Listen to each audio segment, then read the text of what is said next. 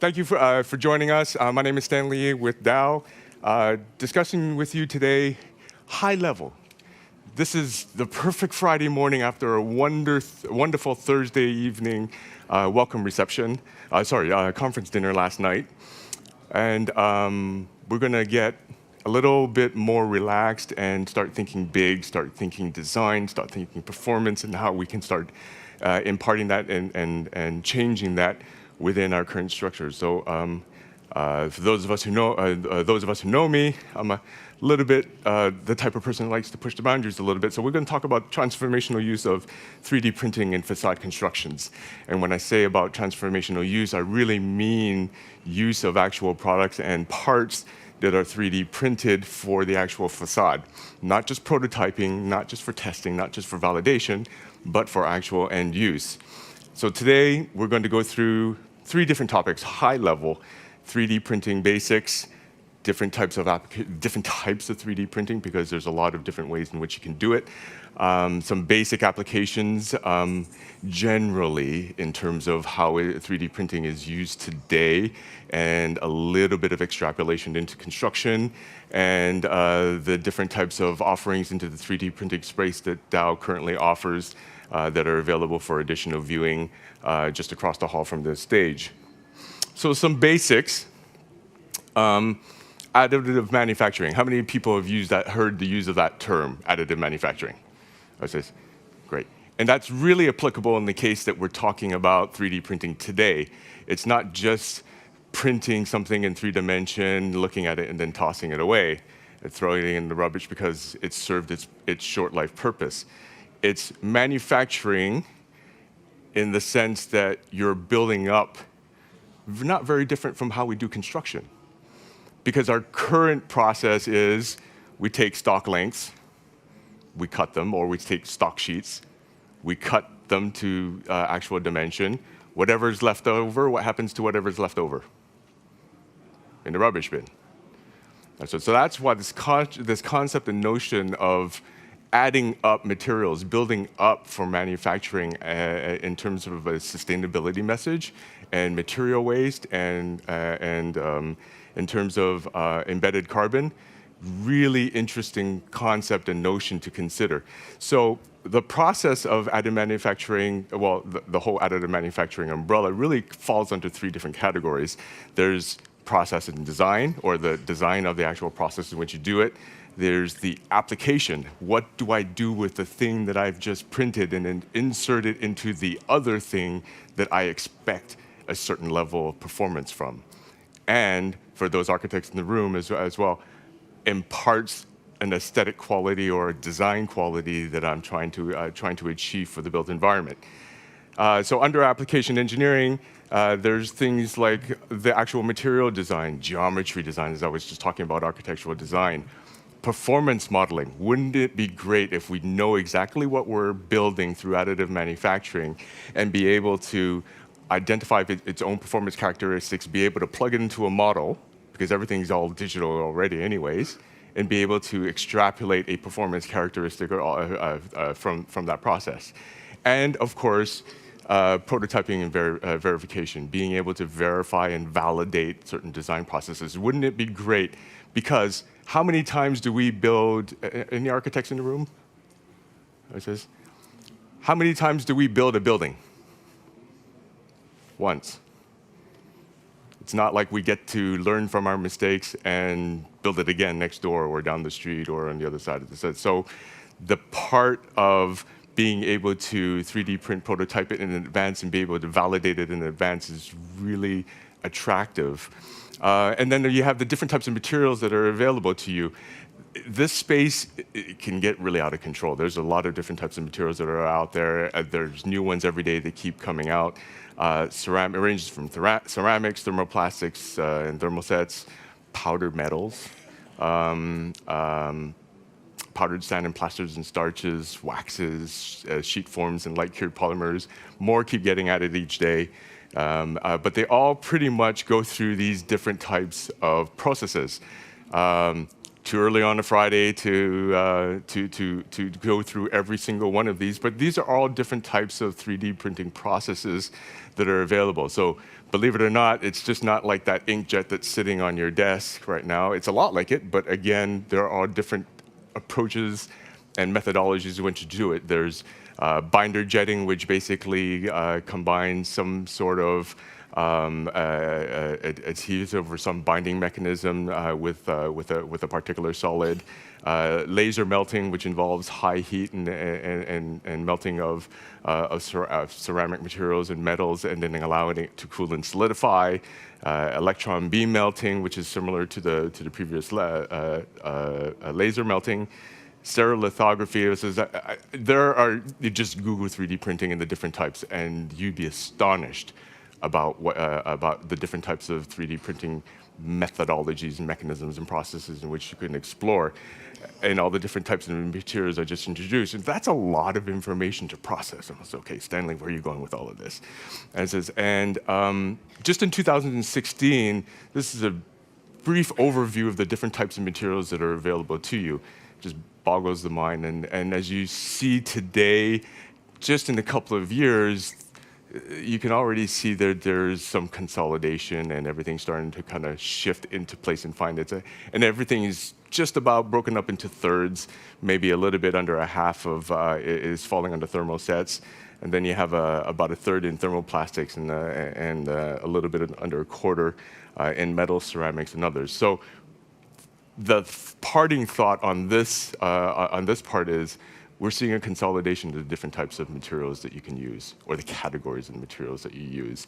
And it's very obvious that that thermosets are kind of starting to take over that space. So, as I intimated earlier, why is 3D printing interesting for manufacturing? And this is the interactive part of this presentation. Can somebody just throw up their hands and say, why are you interested in 3D? I know why I'm interested in 3D printing. Why are you interested in 3D printing? Anybody want to take a stab at this one? Sure. It makes it easier and faster to produce different forms. Easier and faster to produce different forms. Okay, those of us, most of us in the construction industry here says, so what are the biggest challenges, at least that I have seen in the built environment or building construction today? We are constantly being asked by all the stakeholders, different stakeholders at different times, that we have to build it bigger, we have to build it better, and what's the last one? We gotta build it faster. And then if you're on a construction site, it's faster, faster, faster. So it's about speed to market, it's about speed to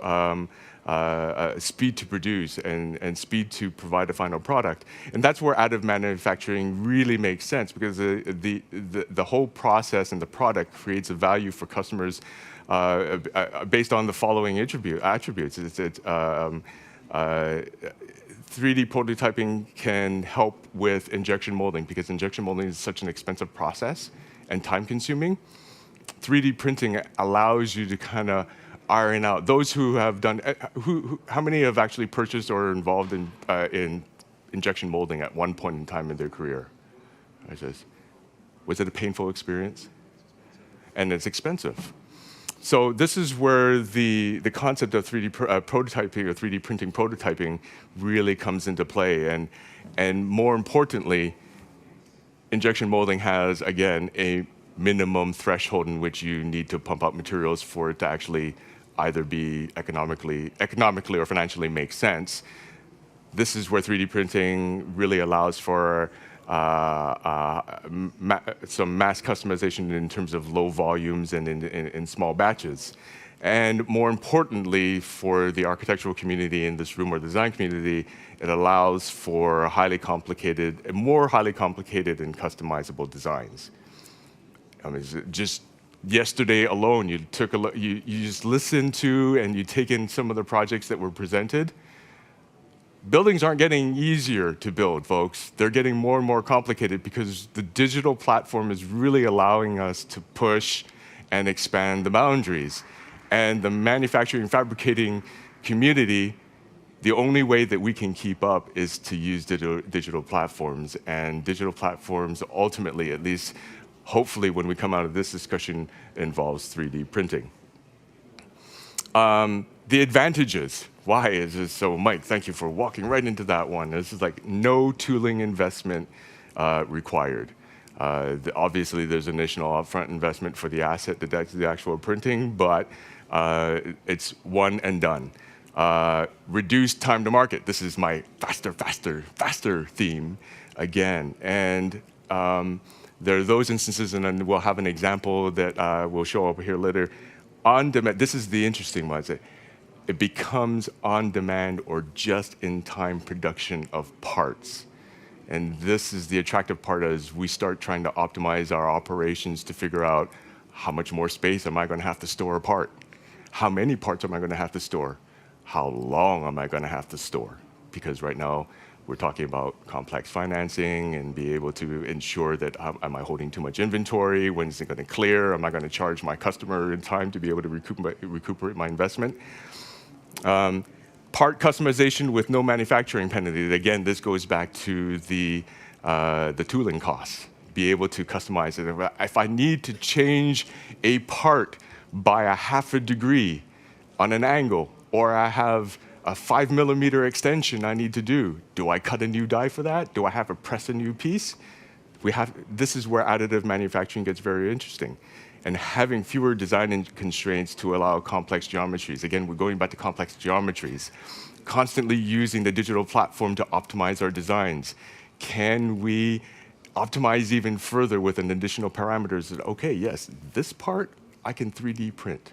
Just knowing that you can 3D print allows you to take another variable out of a complex set of parameters when you're running your optimizations. Sitting in a presentation yesterday, a paper study changed 14 dies on a curtain wall down to 7. Phenomenal.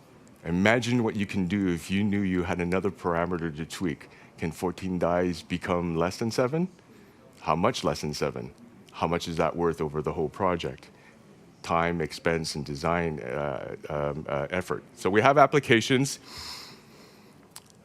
So 3D printing is not new. There's a lot of it that's going on in fact, we probably see a lot of it in our own lives.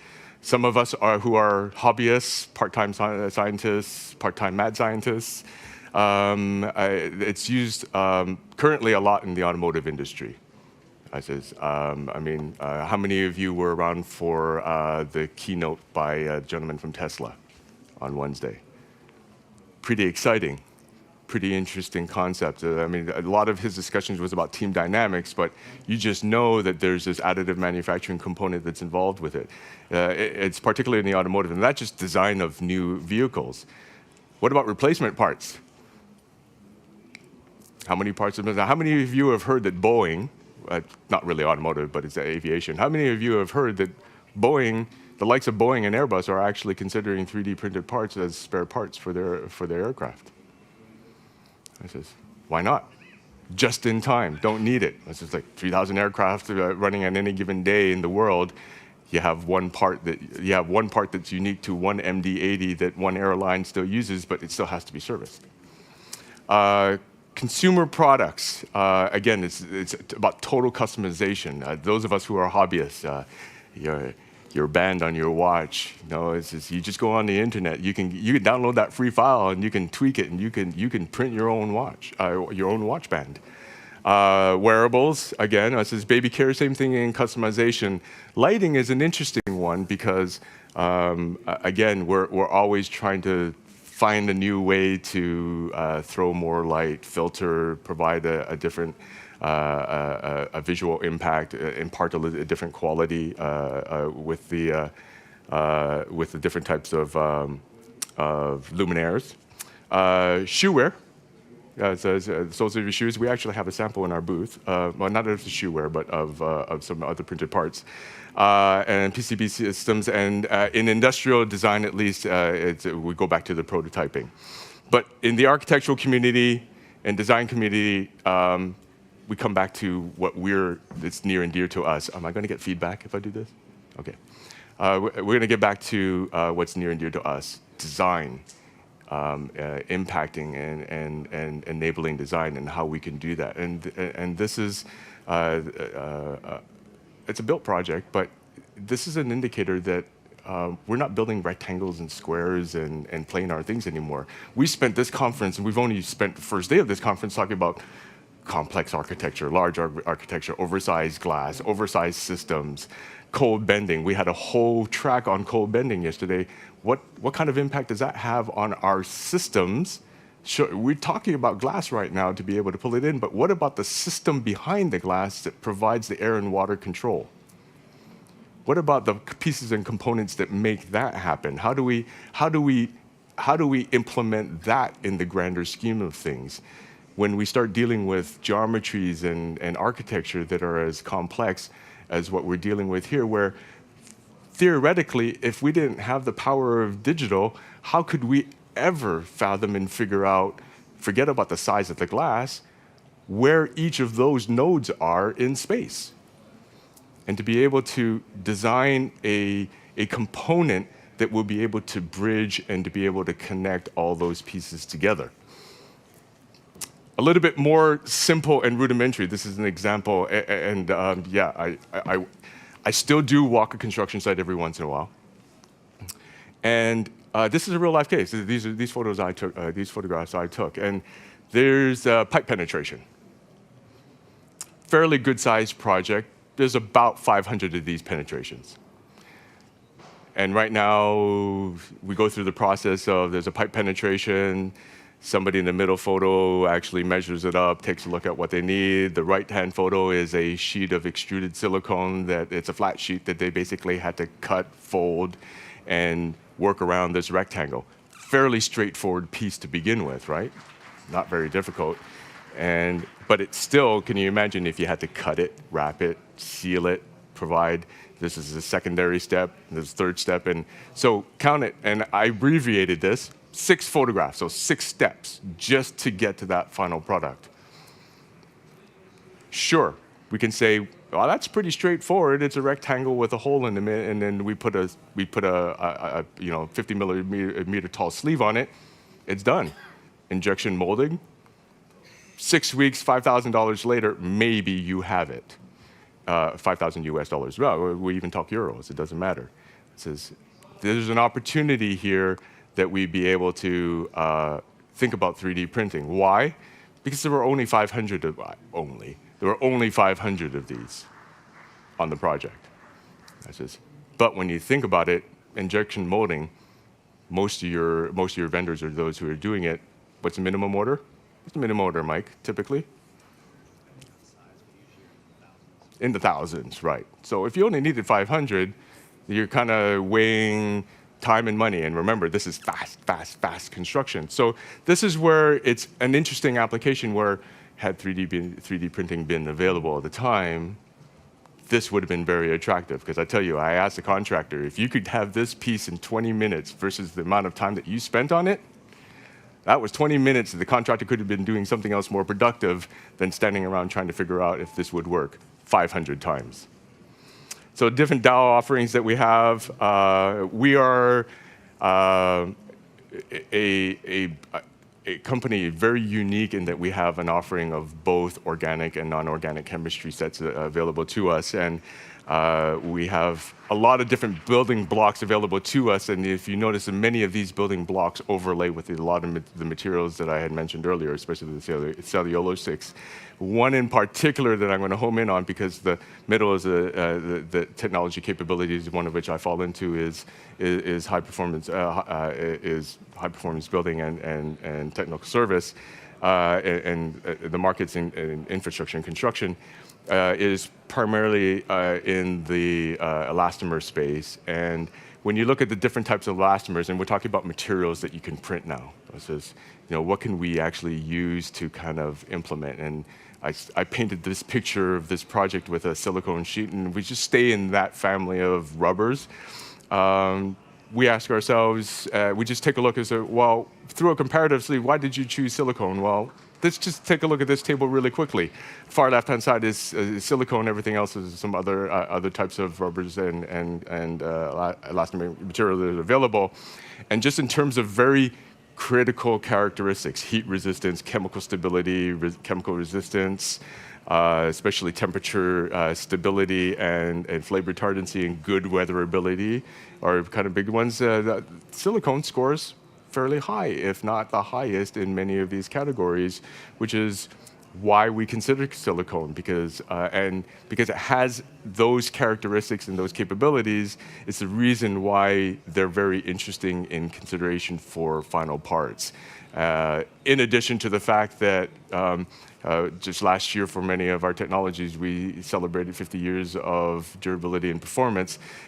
Silicones have an established value in the marketplace and is a natural attraction for experimenting in the 3D printing space.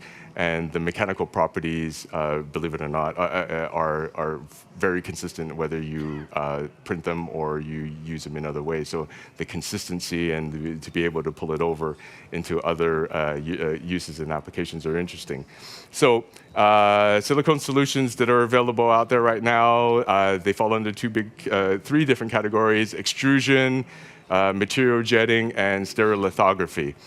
We're going to focus on extrusions because that's the ones where, quite frankly, assets are really more cost-effective, more readily available. When I say assets, I mean the actual machine, your printer. It's like going to any electronic shop. You'll be able to pick up. You have your choice of the H brand or the E brand, and you have those available to you.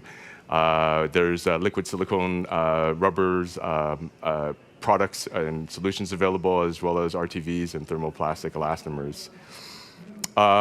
Sticking with the LSRs, particularly ones that are going to be launched, there's two basic grades: consumer and general rubber applications, 3D silicone rubber, and then there's one that is also self-lubricating. Some basic product overviews. The liquid silicone rubber elastomers for general purpose materials are typically available for a wide range, different types of applications. Has a 50 level hardness on the Shore A scale. It's a lower viscosity material that makes it for smooth printing. The same thing would go for some of the other technologies. The benefits, actually, which are probably more relevant to everybody in this room, is it really allows for part flexibility. You could really, for those who are doing 3D printing right now, especially if you're using ABS, there's not a lot of flexibility, there's a lot of rigidity. There's a lot of mechanical properties that are enabled that can be achieved through molded silicone rubber. The advantage is it's a direct transfer into a high volume printing situation. Primarily, the advantages of the technology, again, time. Time in construction is the enemy. Trust me, I've done this a lot of years. It has never ceased to be the enemy. It's the number one enemy. It's not lack of information, it is lack of time. So it saves time, reduces production waste, it can help to optimize your supply chain, eliminate tooling. You could take an entire process out of your workflow by considering 3D printing. And of course, I can't understate the value of time. So what could be next? And I started this presentation by kind of allowing us to open our minds, because it's a Friday morning, and really think about the design and the possibilities and how we can use and leverage 3D printing in the space, and particularly when we're using 3D printing of silicones in the space. So are there different types of silicones that are available to us? What are the different design possibilities available to us? Can we start thinking about multifunctional parts? Because if we're really starting to optimize, I think the next step is not to just use a part for a single purpose. It has a multifunction. When it starts having a multifunction, it starts bringing value. When you bring value to your product, that means you have an advantage over the person sitting next to you. Is this restricted to new construction? I don't think it is, but certainly can be leveraged for new construction. That's the easiest low-hanging fruit. But I just chaired a session where it was all about renovation, about retrofitting. You know, where does that fit in? How can that think? So think about the challenges that are the roadblocks to renovation right now, and think about how and where renovation can fit into there. And it's all about what you can imagine, and it's all about how we can imagine and find those solutions together.